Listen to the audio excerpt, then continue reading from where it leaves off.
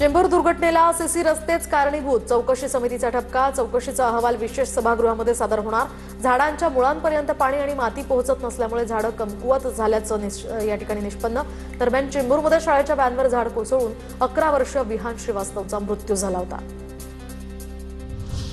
झाडांच्या मुळाशी काँक्रिटीकरणावरून सत्ताधारी आणि प्रशासनामध्ये मतभेद। काँक्रिटीकरणामुळेच झाडं कमकुवत होऊन पडत असल्याचा महापौर ऋतू तावडेंचा आरोप, तर पालिका आयुक्त अश्विनी भिडेंकडून काँक्रिटीकरणामुळे झाडं पडत नसल्याचा दावा।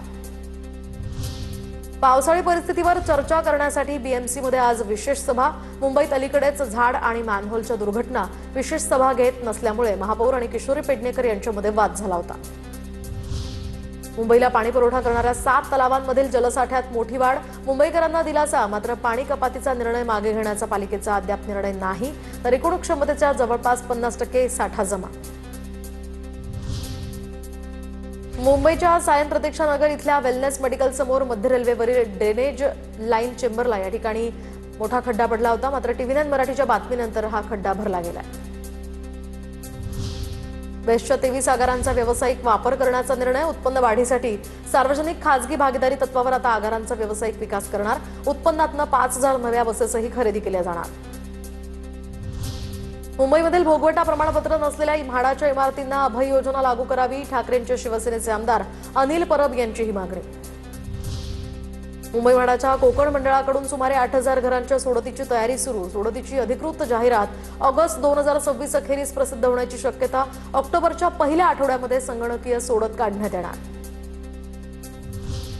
मुंबईमधील पश्चिम रेल्वेवर रुळांची उंची वाढवणार। रुळांवर पाणी साचण्याच्या घटना रोखण्यासाठी ट्रॅकची उंची वाढवण्याचा हा निर्णय। वसई विरारमध्ये लोकलसह लांब पल्ल्यांच्या रेल्वे गाड्यांचा मोठा खोळंबा झाला होता। आता बघूयात पुणे जिल्ह्यातल्या टॉप 9 बातम्या।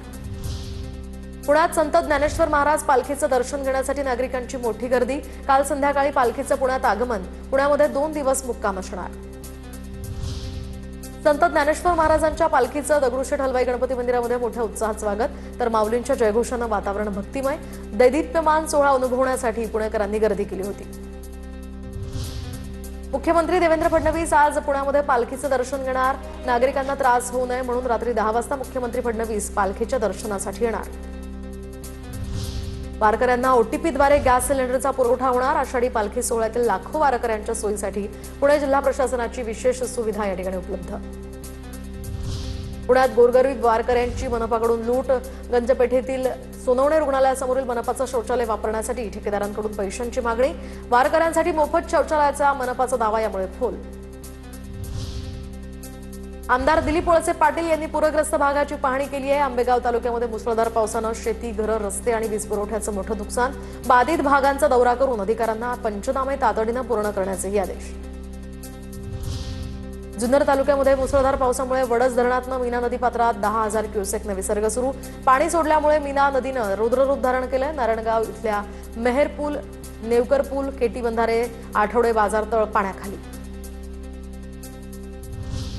पुण्याच्या दौंडच्या वरवंड गावाजवळ दारूनं भरलेला पिकअपचा अपघात। दरम्यान पिकअपचा या ठिकाणी अपघात होताच हे वाहन उलटलं होतं। वाहनांमधील दारूचे बॉक्स यावेळी रस्त्यावर पडले। दारूच्या बाटल्या घेण्यासाठी तळीरामांची झुंबड। पुरंदर तालुक्यातल्या परिंच गावातील या ठिकाणी अंतर्गत रस्ता खुला करण्याची नागरिकांची मागणी। रस्ता खुला न करू दिल्यास ग्रामस्थांचा आंदोलनाचा इशारा।